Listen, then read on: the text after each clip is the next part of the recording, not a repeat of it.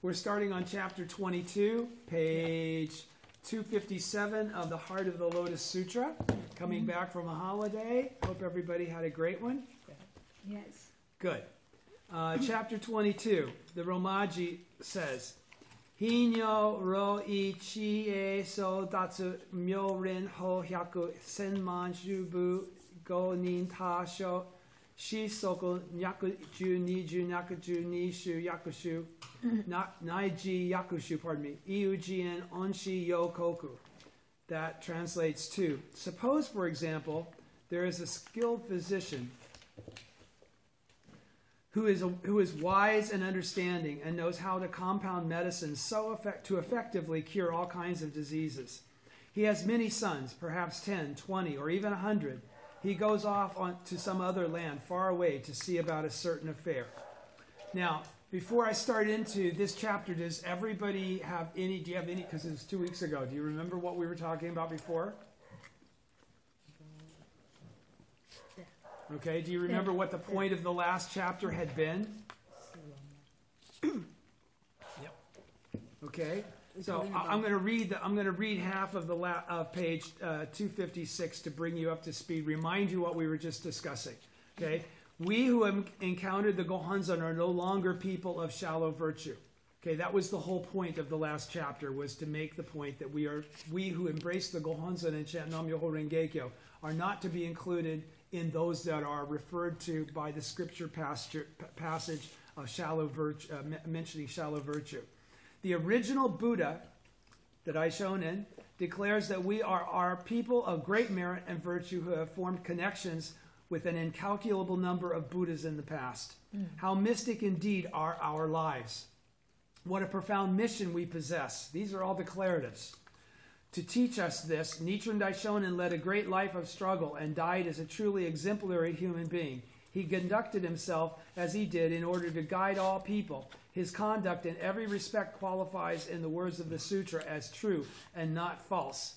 SGI members are proving this through their faith. So those who are of the same mind as Nichiren, those who dedicate their lives to the law as Nichiren did, as President Ikeda has, these are not people of shallow virtue, no matter what kind of secular measurement you want to try and take or make about them, okay?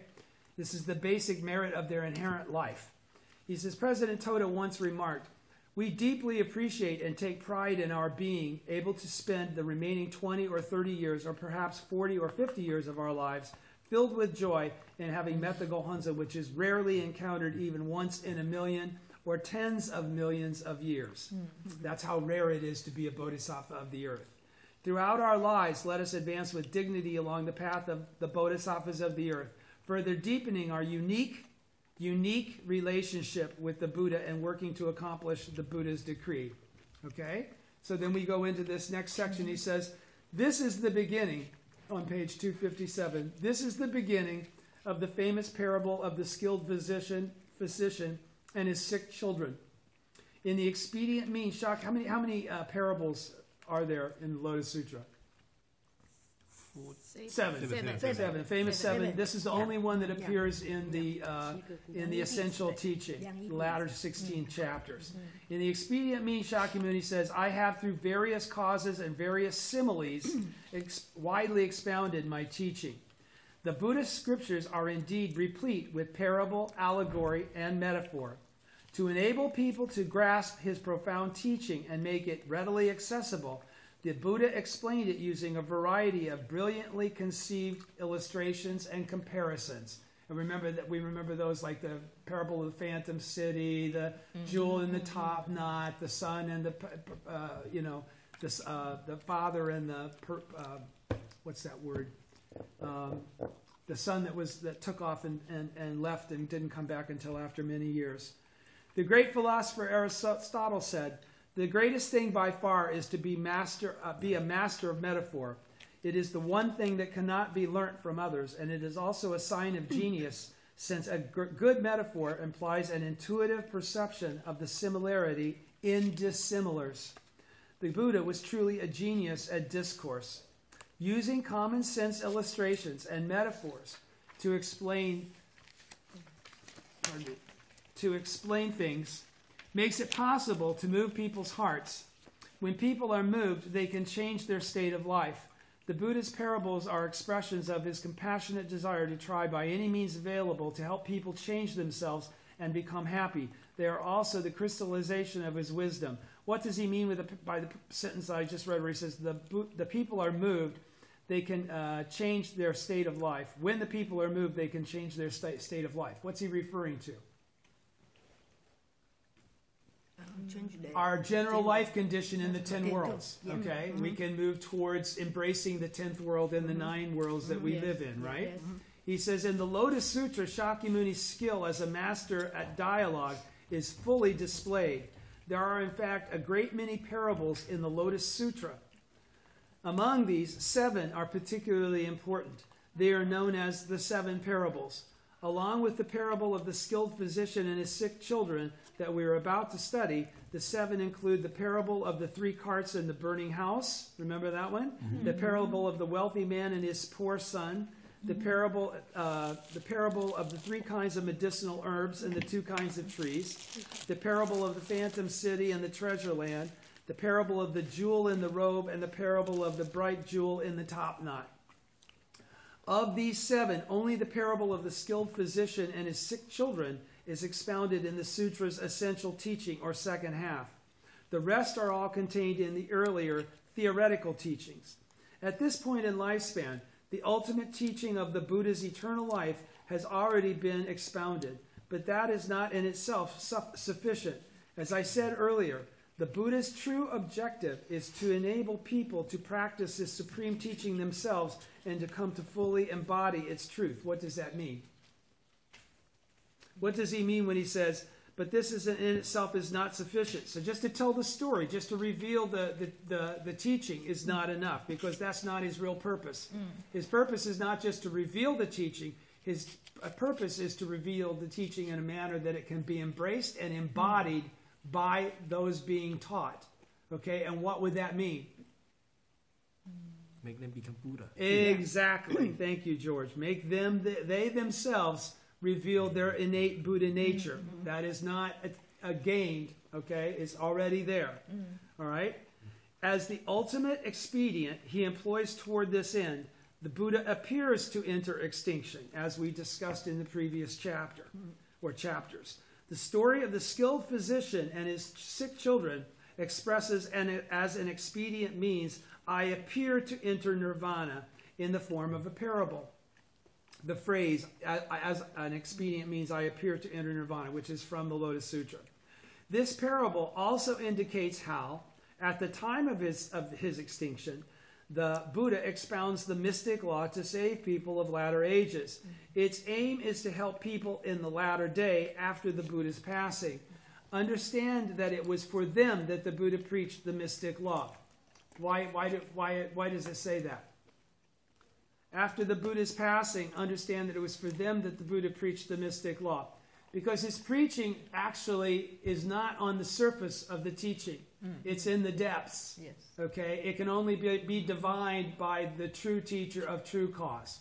Okay? Which has not made his advent yet and does not until the latter day of the law. So this is to prepare the way for the teacher of true cause to come and reveal the Buddhism of the sowing.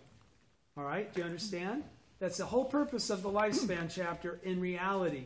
Other than for the sake of the people of the listeners and the disciples of Shakyamuni, who only make their advent in the former and the middle day, its true purpose is to lay the groundwork for the Buddhism of the sowing to be revealed by the teacher of true cause, the original teacher of true cause.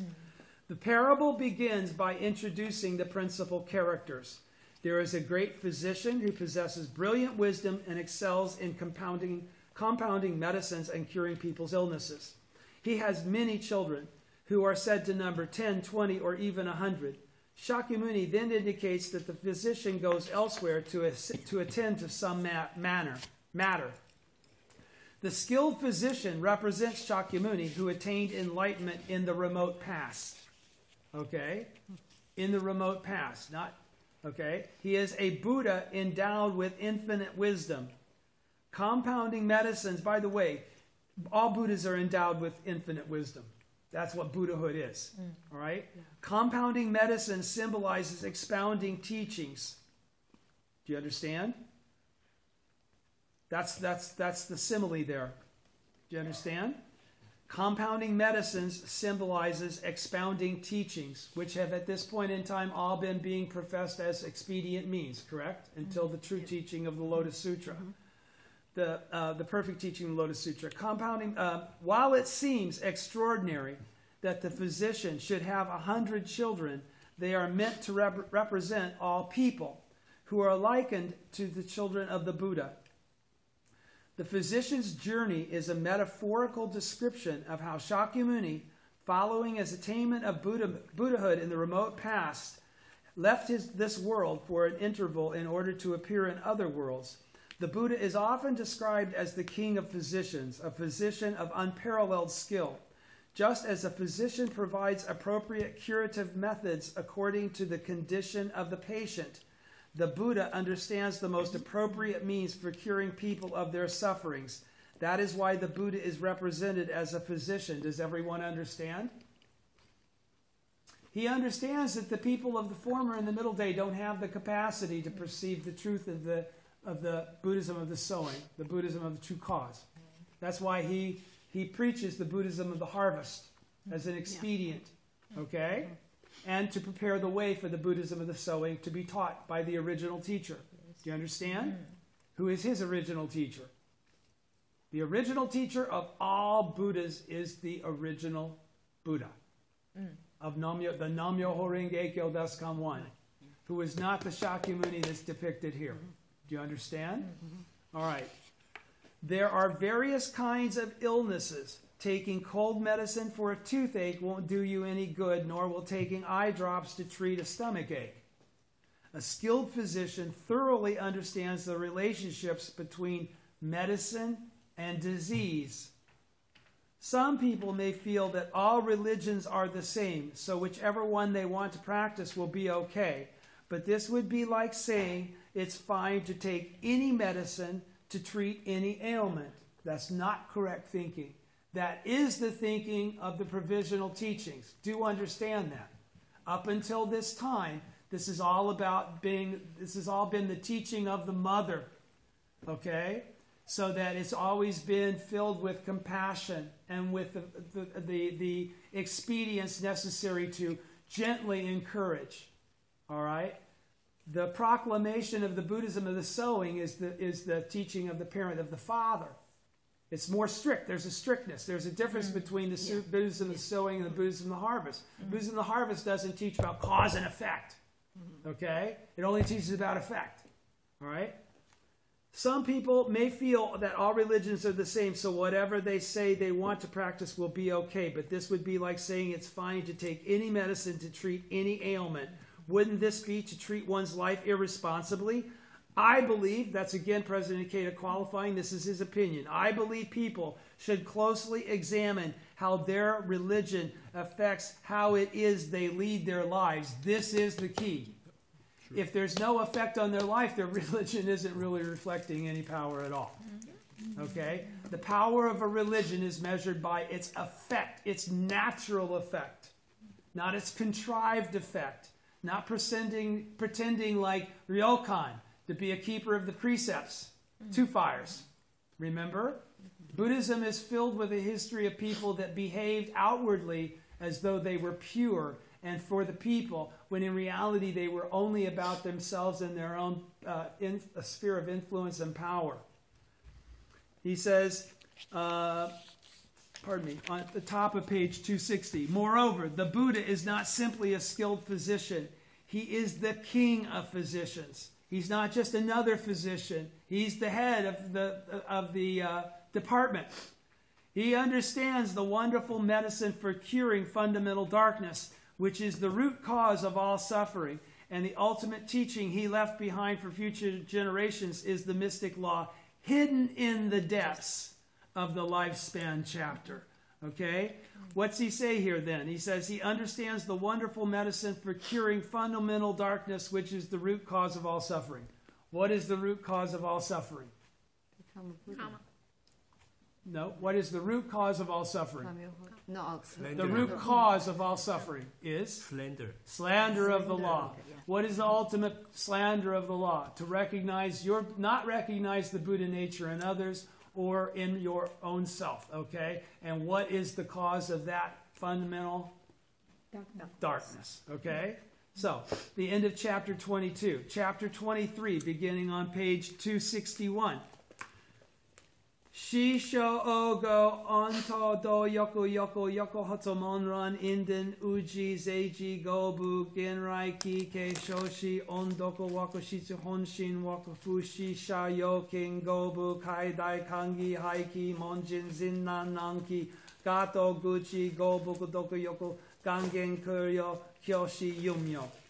After Romaji, that was the Romaji. It translates as, after he has gone, the children drink some kind of poison. So he's taken off on a journey to some place that he hasn't qualified, but he's gone. He's left his children. In his absence, they find some kind of medicine, some kind of poison, and they drink it. After he has gone, the children drink some kind of poison that makes them distraught with pain, and they fall writhing to the ground. At that time, the father returns to his home and finds that his children have drunk poison. Some are completely out of their minds, while others are not. Seeing their father from far off, they are overjoyed and kneel down and entreat him, saying, "How fine that you have returned safely. We were foolish and by mistake drank some poison. We beg you to cure us and let us live out our lives." Everybody understands? Okay. He says, after the skilled physician departs, his children mistakenly drink not the medicine prepared by their father. Okay, not the good medicine that will cure all their ills, but somehow poison produced by someone else. The poison enters their systems, and writhing in pain, the children fall to the ground. So, what is this also clarifying? What was the children's original state? Sick? No, it was healthy. It was happy. They were to take medicine that would cure them of all the ills that they might encounter, and instead they took poison. That's the point in time that they become poisoned.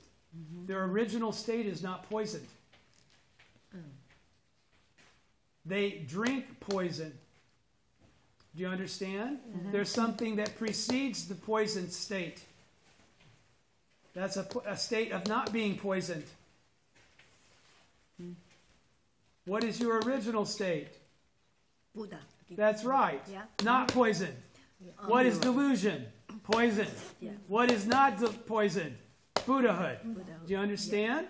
That's what he's saying. Your original state, then you, through delusion, you defiled your true nature, okay? And now you've come to encounter the medicine that can bring you back to your original state, unpoison you, not make you something else, not make you something different, return you to the state that you already had before you drank the poison. Do you get it? Didn't add anything to you. It took away the poison. It takes away the delusion. Okay? It doesn't add a Buddha nature. That Buddha nature is already there, but it's obscured by the poison. Eliminate the poison. What's left? The Buddha nature. Do you understand? Yes. All right, so he says the father. Where am I? Even so, the father then returns home. Let me just start at the top. After the skilled physician departs, his children mistakenly drink not the medicine. Okay, in other words, not the gohonzon left behind. Okay, but instead provisional teachings that are not the truth, that do not reveal or make accessible their original state. Do you understand? Okay? So he says, after the skilled physician departs, his children mistakenly drink not the medicine prepared by their father, the original teacher, but poison produced by someone else. The poison enters their systems, and writhing in pain, the children fall to the ground. The father then returns home. Those children who drank only a small amount of the poison still have their wits about them, but others who drank a lot already have completely lost their minds. Do you understand that? The point that he's making there? Yes. All right. Even so, amid their pain, the children rejoice to see that their father has come back. His return must have put their hearts at ease and given them profound reassurance. As I discussed previously, the physician represents the Buddha and his children, the people. The poison the children drink indicates mistaken teachings that were not expounded by the Buddha. Tantai explains, drinking poison means believing in the mistaken teachings of an erroneous teacher. Such a teacher, he says, is like a physician who claims that he will cure someone's diseases, while in fact he only makes it worse. Like Nimbutsu, like True Word, like Zen, like precepts. Do you understand? And thus robs people of the strength to do good.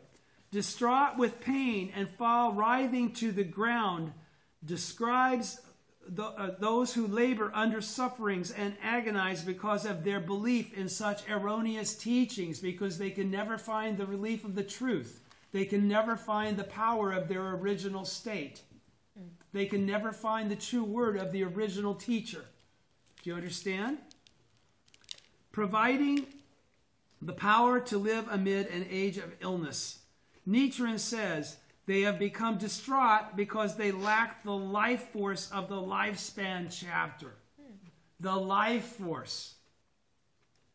The life force of the lifespan chapter is the Buddha's great life force to challenge any difficulty and his wisdom to overcome all sufferings by discerning their fundamental nature. What would we call this? Action. The action that's represented. What is that action represented? Faith. Faith. Let me go back again. The life force of the lifespan chapter, or the faith, is the Buddha's greatest life force. Do you understand? It's your faith that propels you to continue, even when you're confused, even when you feel weak, to never give up. That's the only reason you always succeed. That's the reason you always win, because you never give up. This is the life force of the Buddha that he's referring to. It's the life force of the Buddhism of the sowing. It's the life force of the truth, the power of truth. Okay? Because what does that faith provide you? What is that faith fundamentally the door? What does it open? What door does it open? The door to your innate wisdom. Your wisdom is the thing that perceives the fundamental nature of the problem that you're encountering. Does an angel come down from heaven and answer your questions when you're chanting in front of the Gohonzon? No, your Buddha nature answers your Buddha nature. Okay?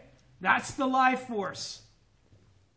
You discern the fundamental nature of the truth, which is to embrace the Buddhism of the sowing, to embrace your original teacher in the Gohonzon. Distraught describes the state of those who, confused by mistaken teachings, lose sight of the life force of the lifespan chapter, and as a result lose the hope to live and the courage to survive. They quit persevering. They give up. They give in. Okay? They don't have the capacity to perceive the truth of their life, the truth of their true identity. Do you understand? All right. Nichiren also says they fall writhing to the ground indicates that they fall into the Avicii hell. Ground means the world of hell, or more broadly, the sufferings of the 3 or 4 evil paths. They fall writhing to the ground indicates tumbling down the slope of the evil paths of existence. That does not apply to any of us that embrace the teaching of the Buddhism of the sowing. All right? That's those that are meager in virtue. All right? That's not referring to the bodhisattvas that propagate the law. Do you understand? Yes. Those are the Nimbutsu, the true word, the precepts, and the Zen. All right? In this present age, people who have ceased to live with powerful conviction based on sound philosophy, people's life forces are waning and their spirits are ill. All humankind is in danger of falling, writhing to the ground.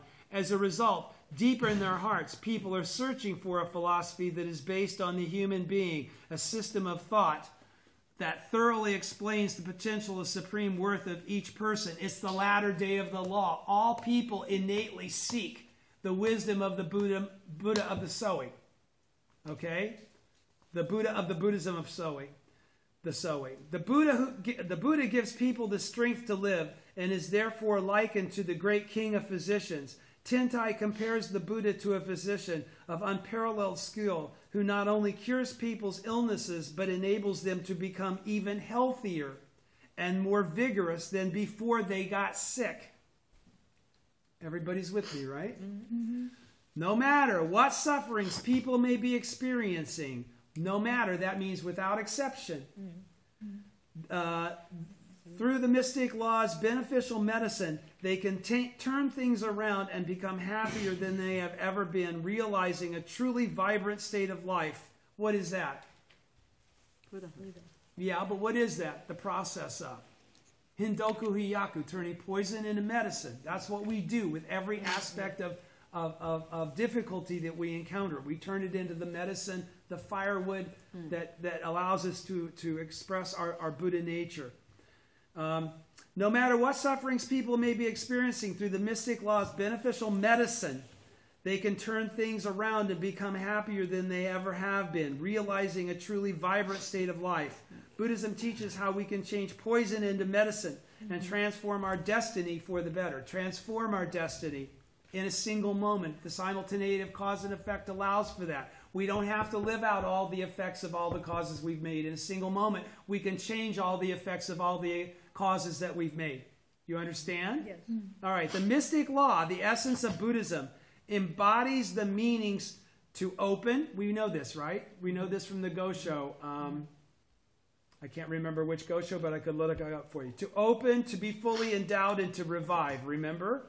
The mystic law elucidates the treasure house of wisdom and life force inherent in our lives and enables us to open up this treasure house so that we can lead fresh and revitalized existences. What is it again saying there?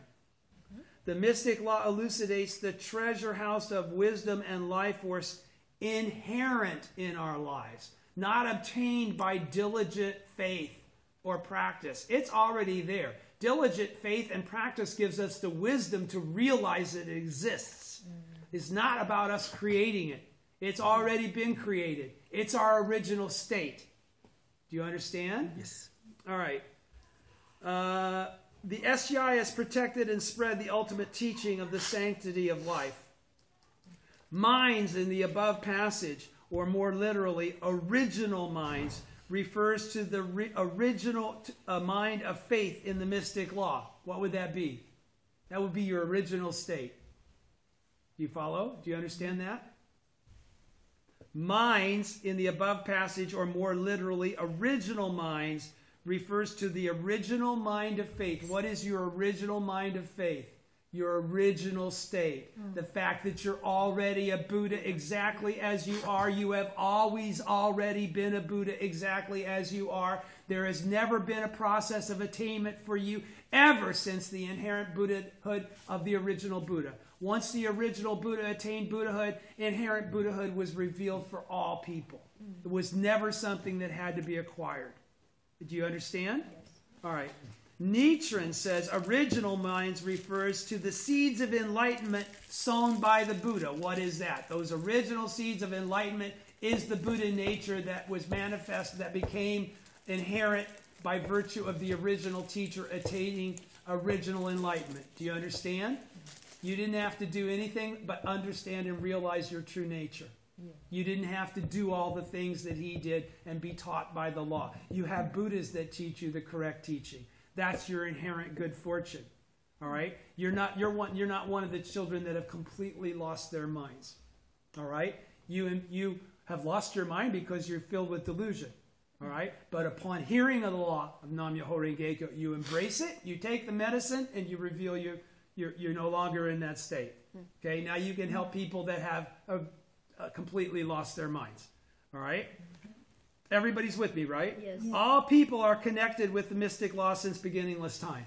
All people are connected with the mystic law since beginningless time. There is no point of origin. All people originally are entities of the mystic law. What does that mean? All people are originally Buddhas. Yes. To be awakened to this reality, means to realize and understand, perceive it with your life, not as a theoretical aspect, but the truth that you live and breathe, right? To be awakened to this reality is to manifest one's original mind of faith, which is to be the Buddha. To manifest your original mind of faith is to be the Buddha in your present form. Do you understand? Nothing more than that. Nothing less than that. The Gohonzon of Nam-myoho Renge-kyo expresses the Buddha's life, which is pervaded with wisdom, just as it is. To believe in and uphold this Gohonzon is to plant the seed of happiness or perceive the mystic law in one's life. To embrace the Gohonzon is Buddhahood. Do you understand? Nichiren says, the fact that now Nichiren and his followers chant Nam-myoho Renge-kyo is an indication that they have not lost their original minds. Nichiren guarantees that all people, Nichiren guarantees that all who believe in the Gohonzon and exert themselves in practice for themselves and others. Now he qualifies not just for themselves, but Jigyo Keita, for themselves and others, are without exception, doesn't matter what they look like, doesn't matter how smart they seem, it doesn't matter what they smell like, doesn't matter what color they are, doesn't matter what gender they are, doesn't matter where they're from. All without exception are people who have not lost their senses. Not losing our original mind or our senses means to possess great confidence that no matter what happens, things will work out for the best, as long as we continue advancing with the Gohonzon and faith as our basis. What is that? What did that just describe? Faith, right? Mugi washing, baby. Benefit is sure to bloom magnificently in the lives of those who stand up with this great conviction. Why? Because they never give up and because they never lose. They never fail to reveal the truth. They never fail to demonstrate their Buddhahood. Okay? They never fail to demonstrate the power of their life. They have the ability to not only express that in their life, but do it so convincingly they influence others to emulate them, to bring forth their own Buddhahood. Through faith, we can extend our lifespan. The children who have drunk the poison entreat their father, let us live out our lives. President Toda explained these words as meaning, please give us the strong vitality we need to succeed in all areas of our lives and the benefit of resolving all sufferings. In other words, to live a happy life. He cited this passage as documentary proof of the tenet that if you practice faith, things will improve. Also, depending on one's sense of mission, faith in the mystic law can in fact lead to the extension of one's lifespan.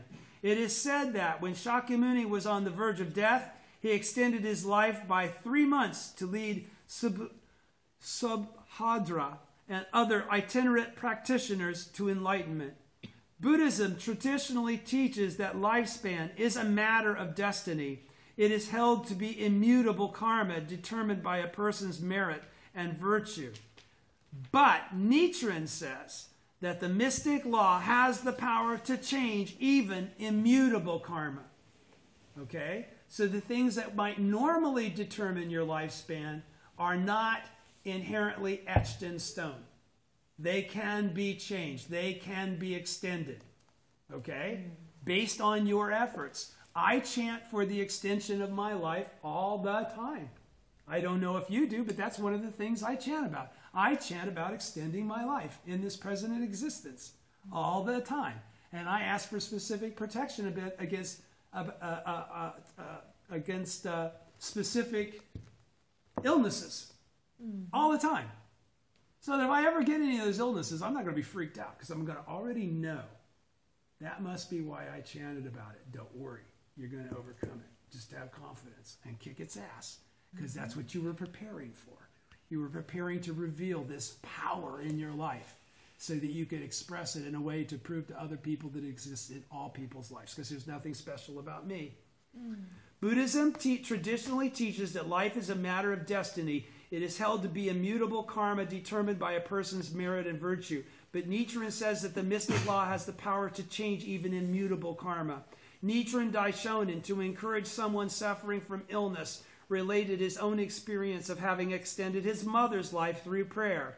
When I prayed for my mother, not only was her illness cured, but her life was prolonged by 4 years. The recipient of this letter was so heartened by the Daishonin's encouragement that she roused strong faith and extended her life by more than 20 years. Okay? All kinds of examples of that. Toward the end of 1957, President Toda was extremely weak due to his experience in prison and his difficulties following the war. Yet he cheerfully told the doctor examining him, "If it's a matter of life force, then I have absolute confidence in my ability to recover." As expressed by "Let us live our lives," the power of Buddhism makes it possible to extend even one's predetermined span of life. President Toda said this. Just as he said, he made an astonishing recovery, and after successfully completing the ceremony on March 16th, he died when the cherry trees were in full bloom. I myself was so weak and sickly as a youth that I was once told I would not reach the age of 30. But I met President Toda, and, devoting my entire life to the mission of Kosen Rufu, I have continued to charge ahead all these years. I have lived far longer than my mentor. I cannot help feeling that my mentor, through his intensive struggles, purposely shortened his own life and gave those years to me. How fortunate it is to have such a mentor. Now, I didn't know that he said this when I said it 2-3 weeks ago, but do you remember when I said, had President Toda lived longer than he did, would we have gotten the teachings and the lessons and the merit of President Ikeda's life that we have? No. No, not necessarily. Being made president at such a young age forged the life of Daisaku Ikeda as it's expressed today in the writings that he's sharing with us, with the understanding that he shared with us. That's why he was talking about the fact that it's not important for the mentor to exist forever in this world. That the mentor's got to move on so that the disciple can become the mentor. Do you understand? That that's a natural part of life. That's not to be lamented. Whenever the mentor seems to go into extinction, we already know that that life is not truly extinguished. That temporary gathering of the 5 components has merged back into the universal life of the law. Okay? And will again emerge as a temporary gathering of the 5 components in the realm of life and death, in the realm of Buddhahood. Okay? So that Buddha will always be a Buddha.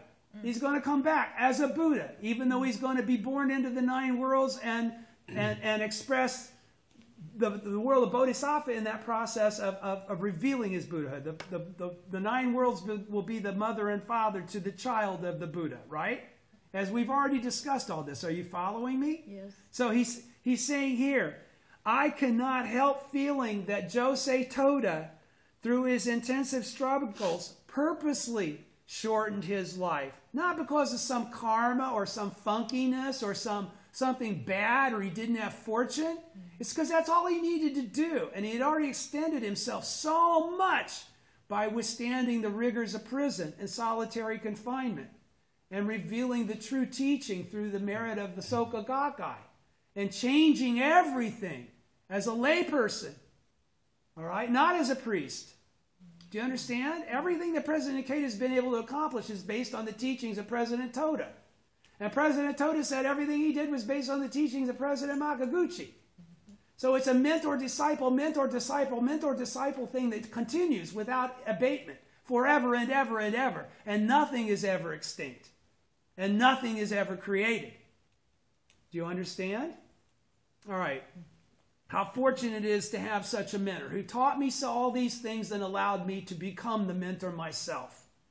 All right? That's the true purpose of every mentor, is for all disciples to become mentors. This is the progression of the law. This is the achievement of Kosen Rufu. This is the manner of widespread propagation. Do you understand? Yeah. All right. So he says, in Distinctions and Benefits, the 17th chapter of the Lotus Sutra says that those who hear the Buddha expound his eternal lifespan, those who hear the lifespan chapter, and who believe in and accept it, will use their long lives to save others in the future. That's what I pray to extend my life for the purpose of. I don't pray to have my life extended for the sake of wanting to hang out in an old body and do the things that I have. I want to teach. I want to teach and I want to teach. And I want to make sure the things that I have to teach are taught so that they can be embraced and can be carried forward. Okay? So, because that's what my teachers did for me. Nichiren says, the votary of the Lotus Sutra is the thus come one whose lifespan is immeasurable. That's me as much as it's you, as much as it's anybody.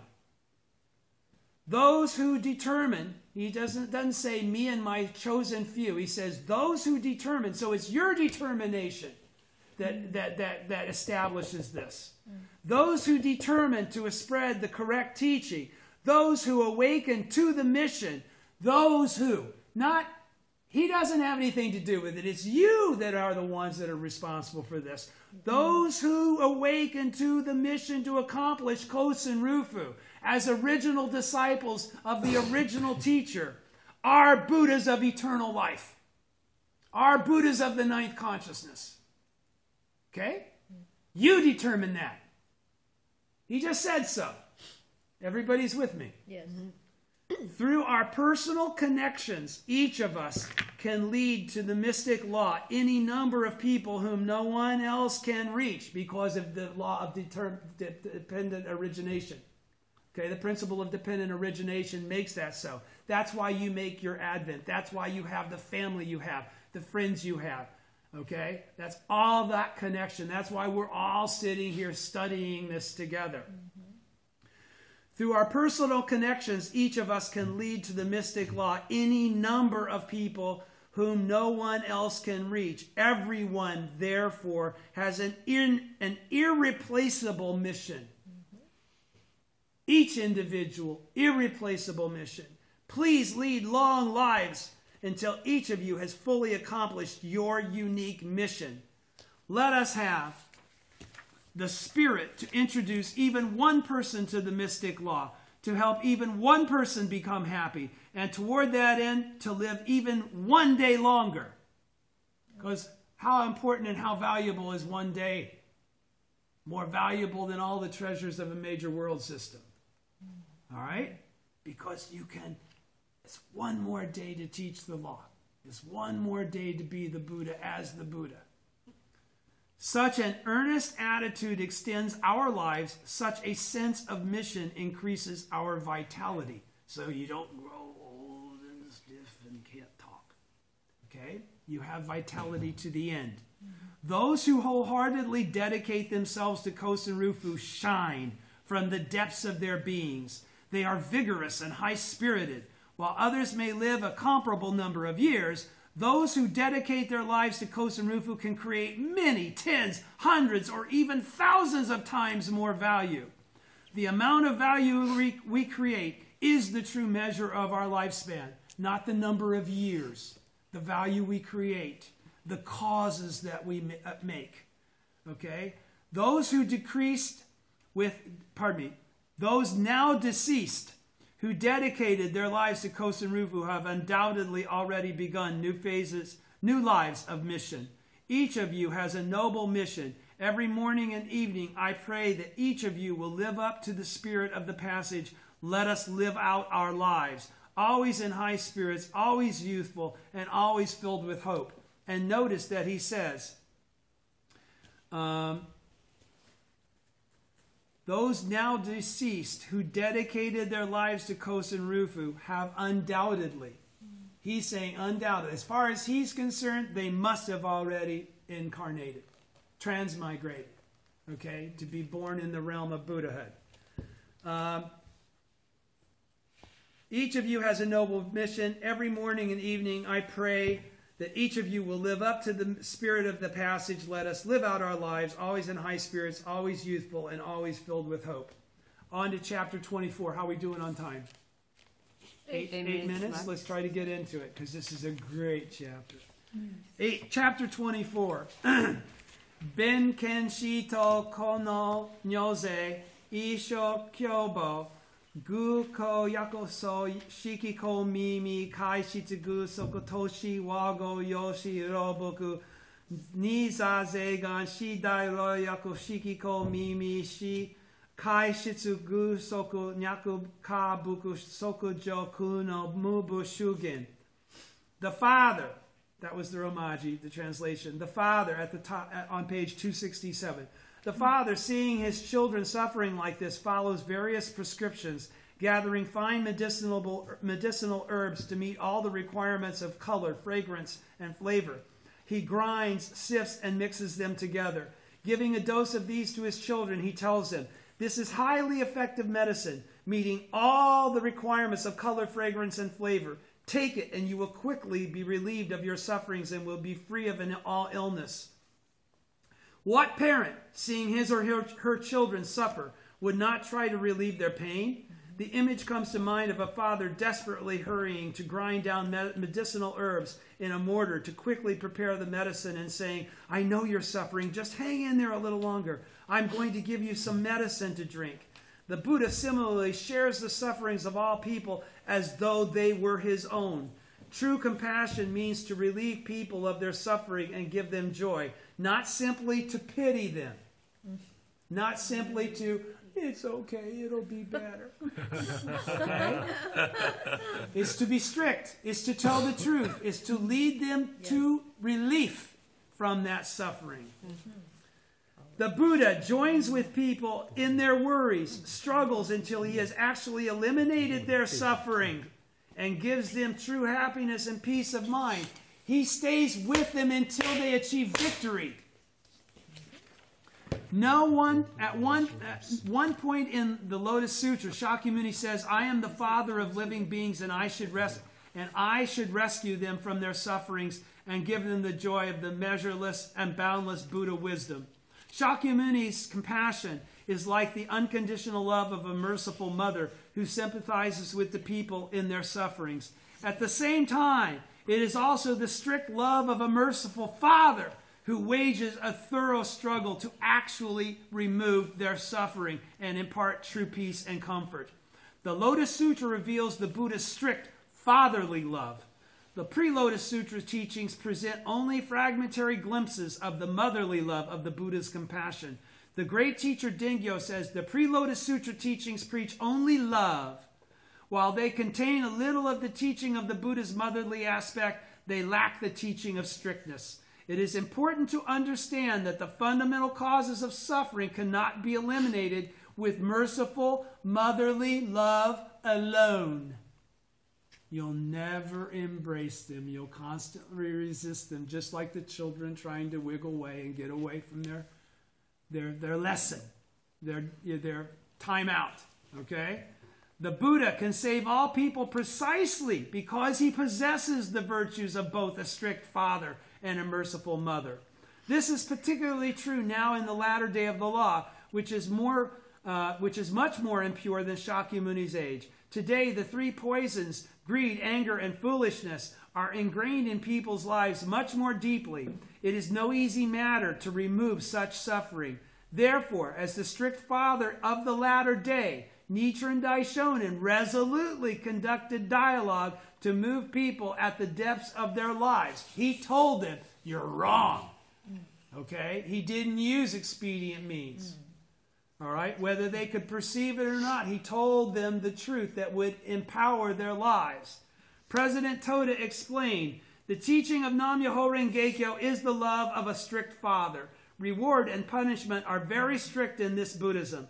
Since it is not motherly love alone, there is both scolding and love, each where it is due, each with the aim of steadfastly leading people to happiness. This is fatherly love. Strict father and loving mother are, of course, metaphors for the Buddha's virtues. They are not by any means attempts to make hard and fast claims about the roles of mothers and fathers in the home. In many cases, in fact, the mother is much stronger than the father. We all know that. We originally possessed the highly effective medicine. In the parable, the father combines the medicinal herbs he has selected and makes a highly effective medicine that is outstanding in color, fragrance, and flavor, and gives this to his children. This refers to the principle of freeing one from suffering and bringing one joy, from the OTT. The teaching that meets all the requirements of color, fragrance, and flavor that the Buddha has given people is the wisdom of the Lotus Sutra. What is the wisdom of the Lotus Sutra? Nam-myoho Renge-kyo. The Buddha's teaching does not merely relieve suffering like a father who bestows his entire estate upon his children. The Buddha imparts his wisdom, which is the seed of happiness, upon all people. The ultimate expression of this teaching is Nam-myoho Renge-kyo. Nichiren Daishonin left behind Nam-myoho Renge-kyo as the effective teaching that meets all requirements of color, fragrance, and flavor. People can take this medicine with peace of mind because it is excellent in color, fragrance, and flavor. Tentai indicates that color, fragrance, and flavor correspond to the three types of learning, which are the three disciplines Buddhist practitioners seek to master. They are precepts, meditation, and wisdom. Do we all remember them? Mm-hmm. Where are they really located in our practice? They're the three great secret laws, right? The three great secret laws. Take care of those. Tentai explains that the color corresponds to precepts, fragrance to meditation, and flavor to wisdom. In terms of Nichiren Daishonin's three great secret laws, color corresponds to the sanctuary of the essential teaching, the place where people practice, fragrance to the object of devotion of the essential teaching, Gohonzon, and flavor to the daimoku of the essential teaching, Nam-myoho Renge-kyo. Remember, we read that.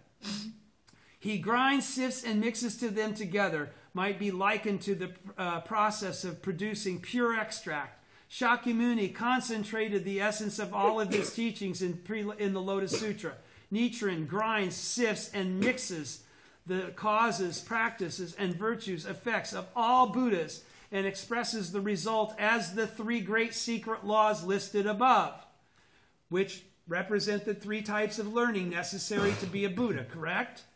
Regarding meeting all of the requirements, that's what we just did. We just mastered all three types of learning. We met all the requirements in doing so. Do you understand? In the three great secret laws, we knocked it all out with nothing more than the embracing of the Gohonzon and the invocation of Nam-myoho Renge-kyo and the place where we're doing that. Do you understand?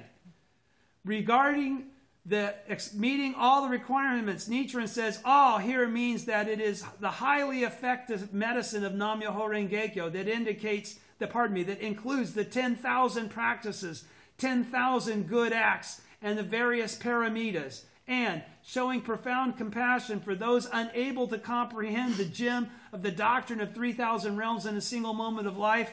The Buddha wrapped it within the 5 characters of Myoho Renge-kyo, which he then adorned the necks of the ignorant people of the latter age. So no matter whether we are of superior or middling or inferior capacity, even if we're of middling or inferior capacity, it's hung around our necks as Nam-myoho Renge-kyo without us having to understand anything more than that. Do you understand?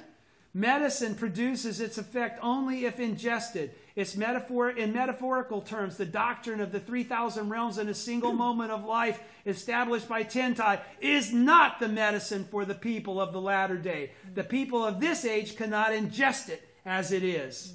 How can it be made simpler and clearer so that anyone can ingest it, i.e. practice it? It is the Buddha's work, an excellent physician, to find a solution to this problem. You know where this is headed. Encouraging the children to drink the medicine, the father tells them this is highly effective medicine, meeting all the requirements of color, fragrance, and flavor. Take it and you will quickly be relieved of your sufferings and will be free of all illness. From the standpoint of Nichiren Buddhism, this passage indicates the benefit of the Gohonzon. Okay? The Gohonzon is the highly effective medicine for those who are suffering. Its great benefit is such that, in the words of Nichiren, In the words of Nichikan, no prayer will go unanswered, no offense remain unforgiven, all good fortune will be bestowed, and all righteousness proven. Whoa. It truly meets all the requirements. As for those who embrace the Gohonzon, not only will their sufferings quickly vanish, but they will also realize a state of life that is happy and free of ailment. Buddhahood. President Toda characterized the Father's words here as the Buddha's promise. From the standpoint of its implicit meaning, this sutra passage represents Nichiren Daishonin's declaration that all people of the latter day of the law can definitely become happy. They can all reveal their inherent Buddha nature. The Daishonin says, in the 5 characters of the Daimoku, there is not a single thing that is not included. Therefore, if we take a dose of it, we will quickly be relieved of our suffering.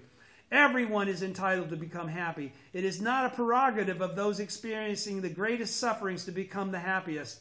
Those who work the hardest can develop their lives far more than others. This is the mystic nature of faith. People who advance together with these experiences, people who advance together with those experiencing the greatest suffering are genuine Buddhists. We'll stop there, page 271, and begin with suffering is necessary to bring out the full flavor of joy next time. Thank you. Thank you.